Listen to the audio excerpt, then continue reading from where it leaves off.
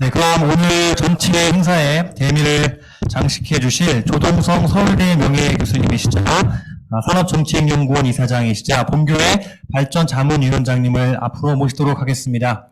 네, 큰 박수로 부탁드리겠습니다.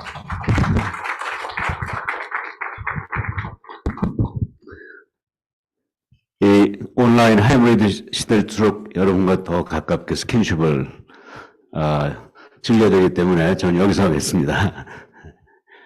자, 우리 홍승필 교수님 또 교수님이 장용 교수님 몇 년에 박사 교셨죠?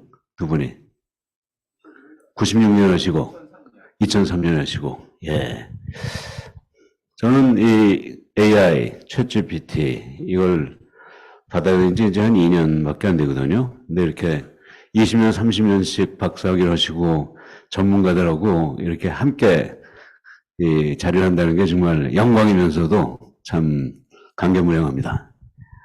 저는 정말 여기 AI 전문가들 말고 정말 새롭게 배우시는 분들하고 눈높이가 똑같은 사람이에요. 그렇기 때문에 아마 누구보다도 함께 호흡할 수 있는 그런 입장일 것 같습니다. 자, 이 자료는 올 연초에 유로에이시아라는 미래를 예측하는 그룹에서 올해 1년 동안의 가장 큰 리스크가 뭐냐 하는 거를 리스트업한 거예요. 첫 번째는 역시 푸틴이죠. 우크라이나 때문에. 두 번째는 시진핑. 여기에 대해서는 아무도 이의가 없겠죠? 근데 세 번째 리스크로 유로에이시아 그룹에서 지정한 게 바로 이 AI, 챗GPT예요. 왜 이걸 리스크라고 표현했는지 모르지만 하여간 우리를 엄청나게 변화시키고 우리를 힘들게 하고 또 이 과정에서 또 뭔가 새로운 기회를 가져온다. 아마 이런 뜻이겠죠? 자, 그래서 이 자료는 뭐냐면요. 지금 컴퓨팅 파워가 지난 수십 년 동안에 그대로 있다가 지금 지난 2년 동안에 폭발적으로 늘어난 모습을 보여주고 있고요. 바로 여기에 챗GPT가 아마 있는 것 같아요. 제가 이런 AI, 특히 이번에 챗GPT의 등장을 네 가지의 표현으로 한번 정리해 봤어요. 우리가 보통 어떤 커다란 변화를 저기 보이는 것처럼 티핑 포인트, 터닝 포인트, 인플렉션 포인트, 크리티컬 포인트 이렇게 표현하잖아요. 그래서 저는 티핑 포인트, 그건 아마 폭발점이라고 번역하는 것 같은데 갑자기 뒤집히는 그런 점인데 여기에 큰 역할을 하는 분이 우리 윤석열 대통령이신 것 같아요. 그 다음에 터닝 포인트, 전환점인데 이 전환점은 윤석열 대통령의 한 말씀이 대한민국의 공무원사를 완전히 바꿔놨어요. 아까 우리 송선진 우리 담당관께서도 지금 교육부에서 이 AI 특히 챗GPT 쓸 건가 말 건가 하는 고민을 전혀 안 하잖아요. 아마 윤석열 대통령의 말씀이 없었으면 지금도 고민하고 있을 거예요. 교육부에서. 근데 그런 고민을 싹 날려버리는 전환점이 나왔고요.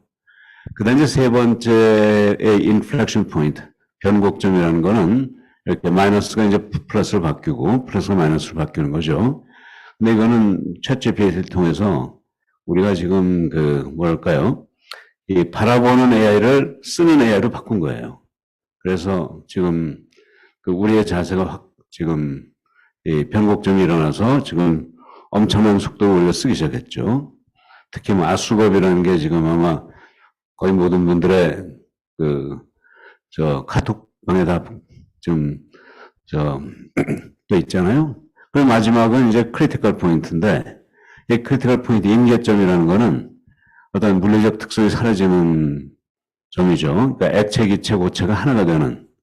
근데 정말 요새 이 학계에서 시작한, 전문가가 시작한 이 이슈가, 기업으로 넘어가고 이제 일반인, 국민 모두가 다 함께 쓰는 그런 시대가 됐죠. 이 그림을 한번 그려보면, 먼저 이제 아시잖아요. 우리 윤석열 대통령이, 써보니까 좋더라. 공무원들도 써라. 그러면서 청와대 수석들한테 지시를 내렸어요. 제가 수석 한 분을 만났더니, 윤 대통령이 지시를 내려가지고 지금 시험 보게 돼 있대요. 누가 더 잘 쓰는가. 뭐 수석들이 그러니 뭐 모든 청와대 멤버는 물론이고 대한민국의 모든 공무원들이 함께 따라하지 않을 수가 없게 된 거죠. 그래서 바로 이 티핑 포인트, 윤 대통령의 1월 27일 발언, 이게 아닌가 하는 생각이 들었어요. 아마 그래서 이 대통령 한 말씀이 대한민국을 이렇게 크게 변화시켰고, 그래서 아마 전 세계에서 어느 나라보다도 아마 인구 대비 그 비율로 또는 뭐 절대 비율로 아마 한국이 제일 앞선 나라가 되지 않았을까 하는 생각이 듭니다. 그 다음 이제 터닝 포인트라는 건 이게 전환점이죠. 그래서 이 전환점은 국민들이 이제 공개적으로 활용하고 일말에 뭐 할까 말까 하는 그런 망설임이 없이 지금 시작된 거예요. 오른쪽으로 확 돌아버렸습니다. 그 다음에 이제 세 번째는 이제 인플렉션 포인트죠. 인플렉션 포인트는 이렇게 마이너스 부호가 플러스로 바뀌는 이건데 정말 챗GPT가 우리 모두에 대한 모두의 이 AI에 대한 시각을 바꿔버렸어요. 이젠 하루에 늦으면 큰일 나는 그런 시대가 되어버렸고요. 그 다음에 임계점, 아까 말씀드린 것처럼 이 학자들이 그 다음에 현장에서 그리고 일반인이 다 함께 쓰는, 그래서 온 국민이 함께 쓰는 그런 임계점을 넘어간 시대가 됐다는 얘기입니다. 자, 이런 상황에서 과연 우리 미래를 어떻게 봐야 될 건가인데, 저는 나는 질문한다, 고로 존재한다는 그런 데카르트식의 표현을 한번 해봤어요. 이제 우리 인간은 질문하기 때문에 존재하는 그런 인간이 된 거 아닌가 하는 생각이 들었어요.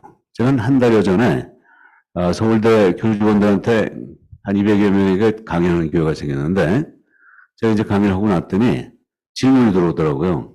어느 교수님이었는데, 뭐 이런 질문이었죠. 학생들이 시험 칠 때 챗GPT 사용을 금지시켜야 하지 않을까요? 불과 한 달 전 얘기예요. 근데 전 물론 사용금지라는 단어를 아예 국어사전에서 빼자. 사용금지는 우리의 챗GPT 수준을 후퇴시킬 거다.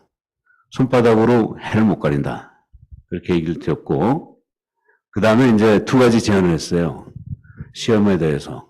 이제는 챗GPT가 제공하는 풍부한 정보를 학생들이 적극적으로 받아들인 다음에 챗GPT가 답변하지 못하는 미래에 대한 예측, 판단, 그리고 본인의 주관적 해석, 평가 이런 걸 질문하자 이거죠.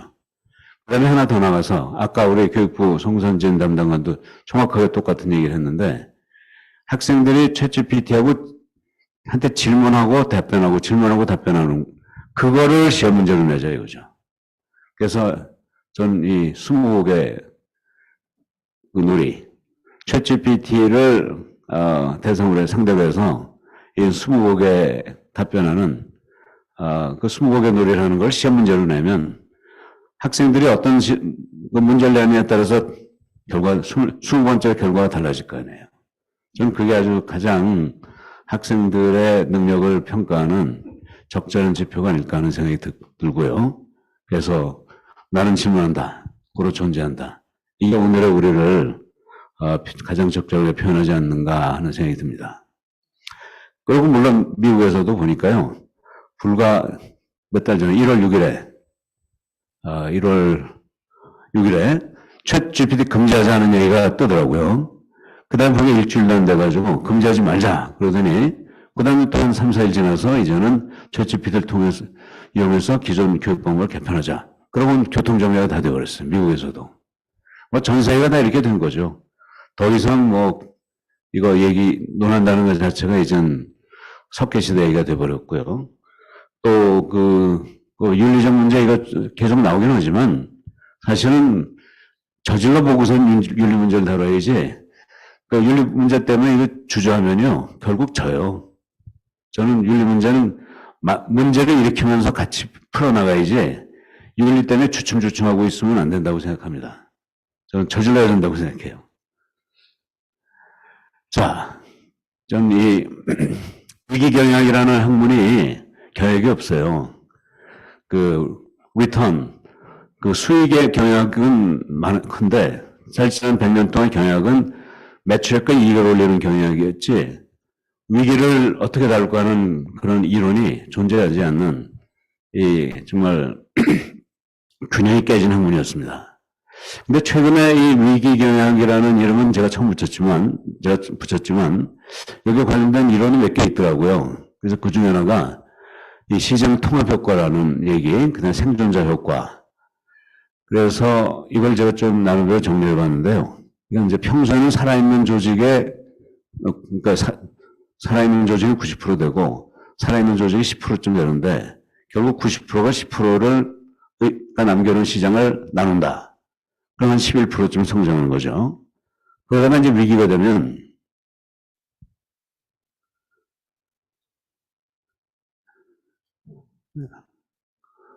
자, 위기 때는 살아남는 조직이 이제 10%가 되고, 그 다음에 살아남는 조직이 하나밖에 없고 9개가 무너진다 이거죠. 그러면 한 개가 9개가 남겨놓은 시장을 먹으니까 900%가 성장하는 거죠.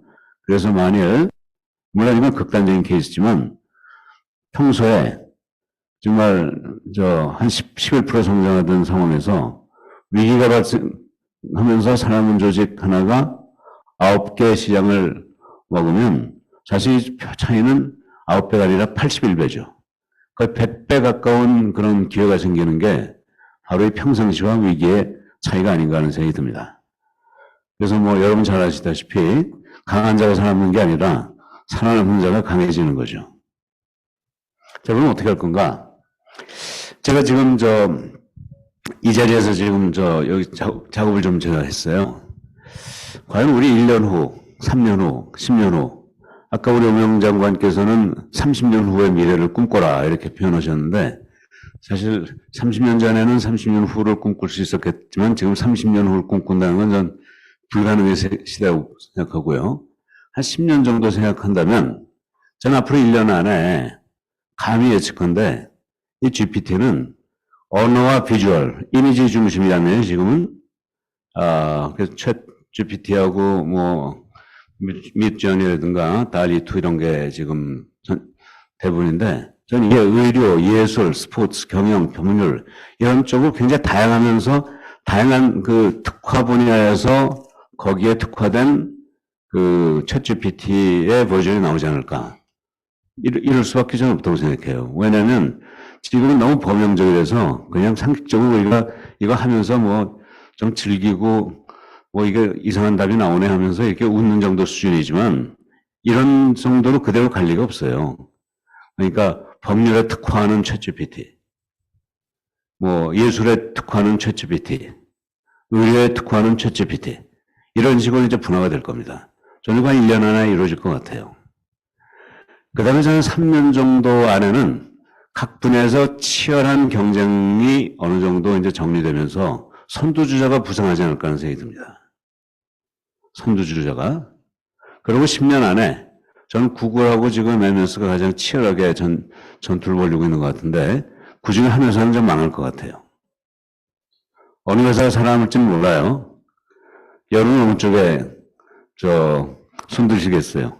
구글하고 지금 마이크로소프트의 경쟁에서. 여러분 다 잘 아시니까 여기서 한번 투표 한번 해볼까요? 자, 지금 구글의 아성에, 그 플랫폼 아성에 지금 마이크로소프트가 지금 챗GPT 가지고 지금 도전장을 냈는데, 그 방어하는 쪽이 이길까요? 공격하는 쪽이 이길까요? 자, 한번 투표해보죠. 마이크로소프트와 구글. 마이크로소프트가 승리할 거라고 보시는 분? 예, 이 정도고요. 구글이 승리할 거라고 보시는 분? 비슷비슷하네요. 거의 반반인데요. 아주 재미있는 각축전을 우리가 보게 될 것 같아요. 근데 저는 그 둘 중에 하나는 몰락하고 하나는 살아남겠지만 그 하나가 독식하는 게 아니고 지금은 존재하지 않거나 경우에 따라 없는 회사가 나타날 것 같아요.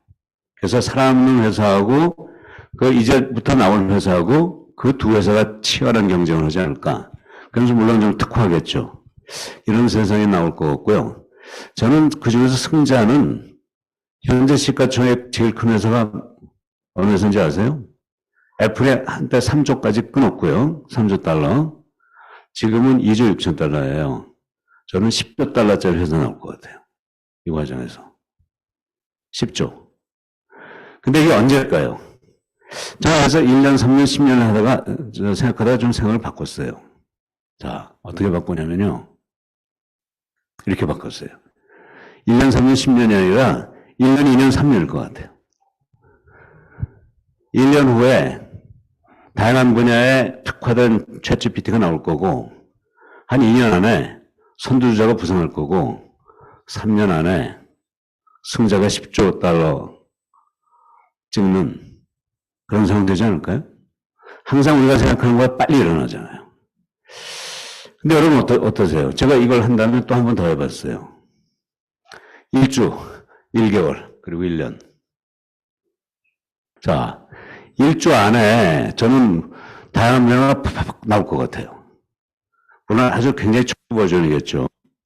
그러나 이제 그런 시도가 나오면서 이제 그 챗GPT가 더 이상 이렇게 호사가들의 그렇게 뭐 지금 장난하는 그런 수준이 아니고 각 분야 전문가들이 그 정말 자기 생업의 도구로 쓰는 그런 수준이 나올 거고 그 다음에 이제 경쟁에서 선두자가 나올 거고 저는 1년 안에도 이 교통정리 일어날 것 같아요. 워낙 빨리 일어나기 때문에 저는 지금 뭐 3년, 10년 이런 게임이 아닌 것 같아요. 1년. 저는 1년의 승부를 지금 봐야 돼, 좀 우리 관찰해야 되지 않을까 하는 생각이 들고요. 제가 이걸 바로 지금 여기서 방금 작업했어요. 제가 7시 14분에 해봤는데 보니까요.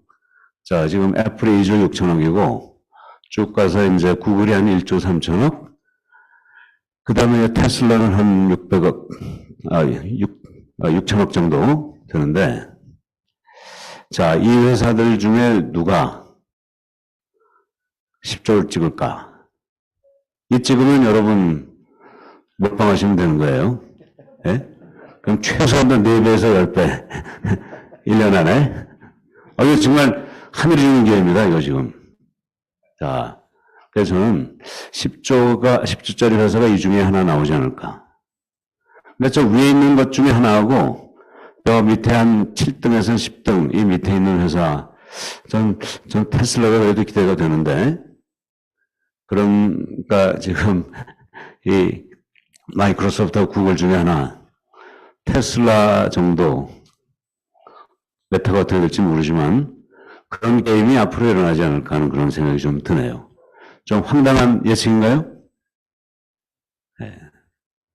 자, 그래서 저는 이걸 한번 생각해 봤어요. 챗 GPT. 모든 학문에는 그 학문의 반감기라는 게 있잖아요. half-life. 역사의 반감기. 헤로도투스가 역사 책을 쓴 당시 2800년이 지났는데 그 역사라는 학문의 반감기는 500년은 되겠죠. 경약은 한 100년 됐는데 경약의 학문의 반감기가 한 7년쯤 된대요. 7년 동안, 앞으로 7년 동안 지난 100년 동안에 만들어진 경약이 이제 그만큼 또 나오는 거죠. 반도체는 한때 한 3년이라고 제가 얘기 듣긴 들었는데 요새는 어떤지 모르겠습니다. AI는 어떨까요? 우리 장중호 교수님, 홍수밀 교수님 한 20여 년 공부하셨는데 그 공부한 게 몇 년 만에 그만큼이 지금 나오고 있습니까? AI를 보면. 6개월이요. 그렇죠.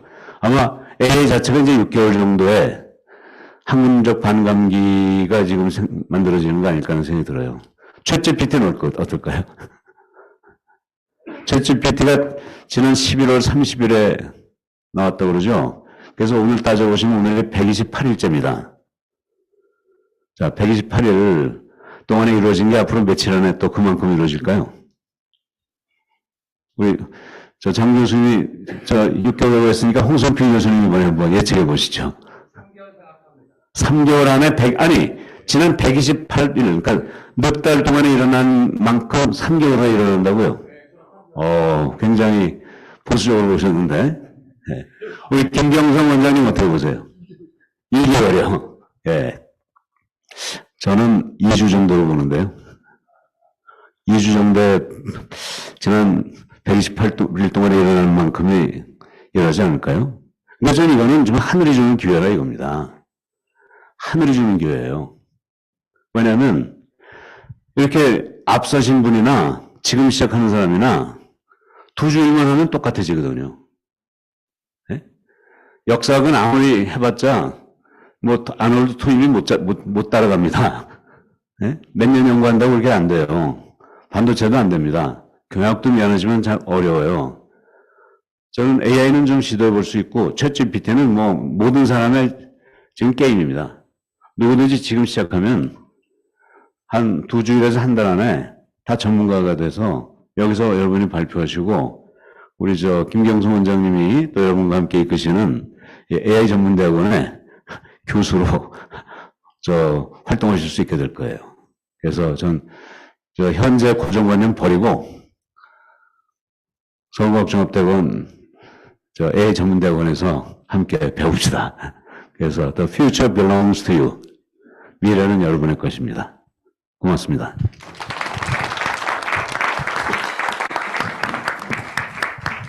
네, 감사합니다.